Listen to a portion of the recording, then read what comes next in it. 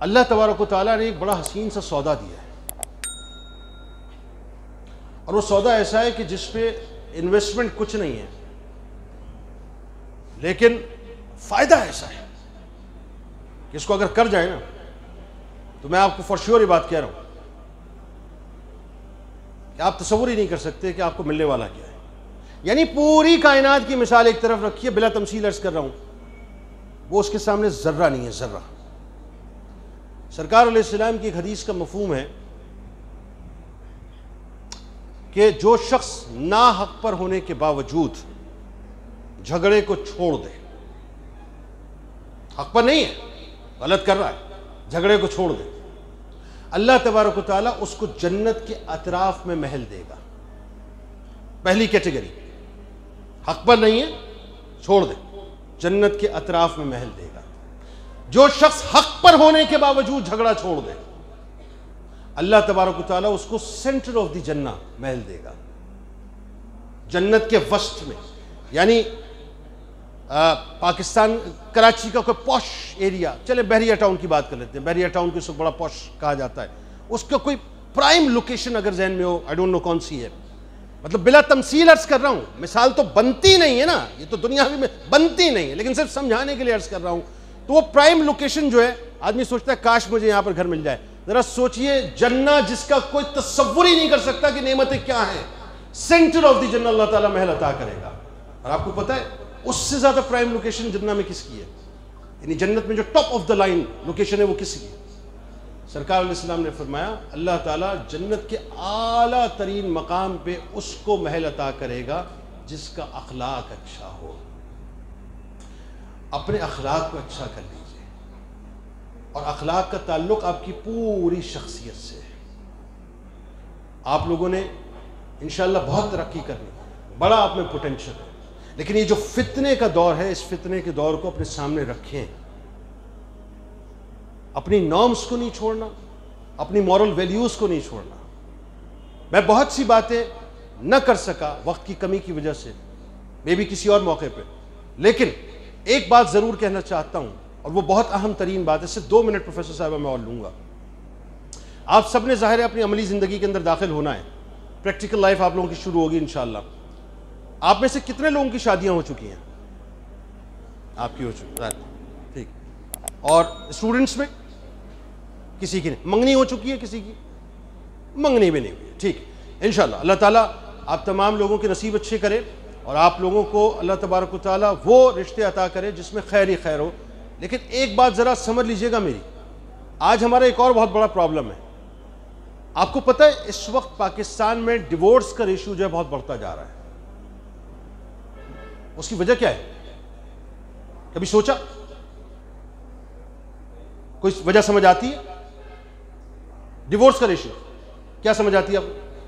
جی moral values, بالکل ٹھیک. اور کوئی وجہ سمجھ آتی ہے؟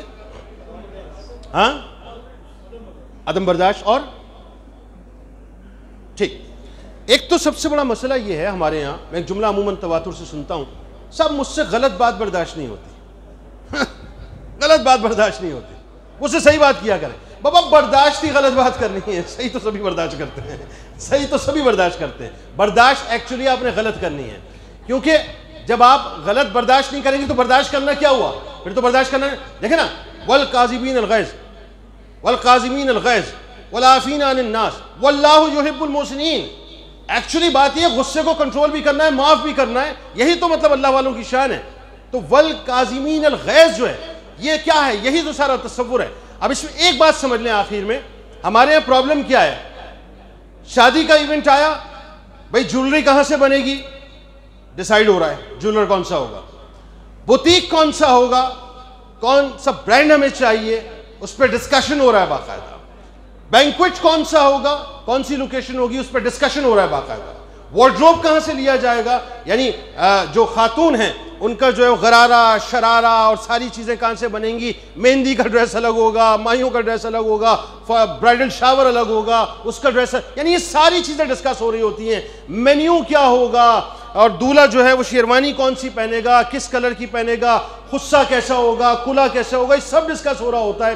ایون یہاں تک ہو رہا ہوتا ہے کہ لسٹ بناؤ کن کو بلانا ہے اور کن کو نہیں بلانا ہے، کن کی شکلیں اچھی نہیں لگتی ہمیں، یہ بھی ایک مسئلہ ہے بڑا۔ تو اب آخر میں ان ساری باتوں کے بعد ایک بات جو میں کرنے جا رہا ہوں وہ بڑی کام کی، اس کو سمجھ لیجئے گا۔ یہ جو بھیانک ترین صورتحال پاکستان میں پیدا ہو گئی نا کہ ہر 1 سال 2 سال کے بعد جو ہے ڈیورس ہو رہی ہے، رشتے نہیں بن پا رہے، لوگ ٹوٹ جاتے ہیں، نہیں چل پا رہے، اس کی وجہ کیا ہے؟ وجہ سب سے بڑی یہ ہے کہ ہم ان تمام باتوں پہ تو توجہ کرتے ہیں، لیکن ہم بچوں کو بٹھا کے یہ نہیں سمجھاتے کہ تم جس رشتے سے منسلک ہونے جا رہے ہو اس رشتے کے فرائض بنیادی طور پہ کیا ہیں۔ اب آپ کہیں گے یار یہ کیسی عجیب سی بات ہے، لوگ تو حقوق کی بات کرتے ہیں اور فرائض کی بات کر رہے ہیں، یہ کیسی عجیب سی بات ہے؟ یہاں تو حقوق کی بات کرتے ہیں۔ بھائی خاتون جاتی ہیں سب سے پہلے کرتی کیا ہیں؟ چوکھٹ پھلانگنے کے بعد جو ہے ساس کا گریبان پکڑ کے کہتی ہے مجھے میرا حق دے دو، نن کا گریبان پکڑ کے کہتی ہے مجھے میرا حق دے دو، شوہر کو جو ہے دروازہ بند کر کے اس کا گریبان پکڑ کے کہتی ہے مجھے میرا حق دے دو۔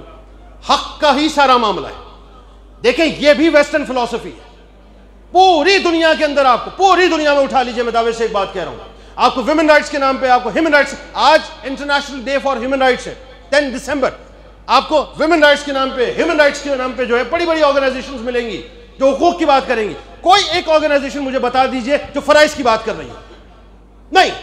ہاں ایک آرگنائزیشن ہے، وہ میرے نبی کی آرگنائزیشن ہے، وہ محمدی آرگنائزیشن ہے، جس نے سب سے پہلے یہ بتایا کہ ایک کا فرض دوسرے کا حق ہوتا ہے اور دوسرے کا حق پہلے کا فرض ہوتا ہے۔ آپ سمجھ رہے ہیں؟ لہٰذا سب سے پہلے اس بات کو سمجھ لیں کہ جب آپ شادی کے رشتے سے انگیج ہونے جائیں تو آپ نے یہ نہیں پڑھنا کہ میرے حقوق کیا ہیں، آپ نے یہ پڑھنا ہے میرے فرائض کیا ہیں۔ جب ایک لڑکی یہ سمجھ لے گی کہ میرا فرض کیا ہے، وہ فرض ادا کرنا شروع کرے گی، سامنے والے کو حق ملنا شروع ہو جائے گا۔ جب ایک مرد یہ سمجھ لے گا کہ میرے فرائض کیا ہیں، وہ فرائض ادا کرنا شروع کر دے گا، عورت کو خود بخود اس کا حق ملنا شروع ہو جائے گا۔ فرض ادا کرنے کی طرف آئیے، زندگی آسان ہو جائے گی، رشتے بن جائیں گے۔ بہت بہت شکریہ آپ تمام لوگوں کا۔